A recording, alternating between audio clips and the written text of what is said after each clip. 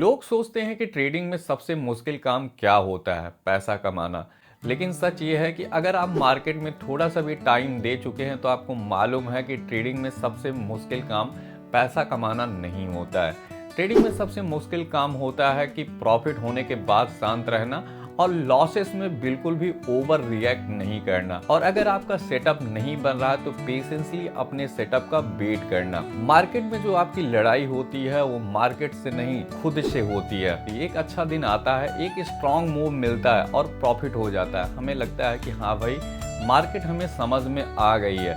फिर प्रॉब्लम कहाँ होती है? प्रॉब्लम होती है कंसिस्टेंसी में। एक दिन प्रॉफिट, दूसरे दिन लॉस, तीसरे दिन हम करते क्या है कि हम फ्रस्ट्रेशन में ट्रेड करने लगते हैं और फिर यही साइकिल बार बार रिपीट होने लगती है। सच बोलो तो ट्रेडिंग में ये तीन चीजें बहुत ही ज्यादा मुश्किल होती हैं: डिसिप्लिन, इमोशनल कंट्रोल और पेशेंस। क्योंकि स्ट्रेटजीज इंटरनेट पे मिल जाती है और इंडिकेटर सभी को मालूम है, लेकिन जो इमोशनल कंट्रोल होता है वो एक स्किल है। बहुत कम लोग ही इनको डेवलप कर पाते हैं। मैं भी पहले प्रॉफिट के पीछे भागता था, सोचता था कि मार्केट ओपन है तो ट्रेड करना जरूरी है। लेकिन जैसे जैसे मुझे चीजें समझ में आती गई, मैं अपने इमोशनल कंट्रोल को कंट्रोल करते गया, अपने इमोशन को इम्प्रूव करते गया।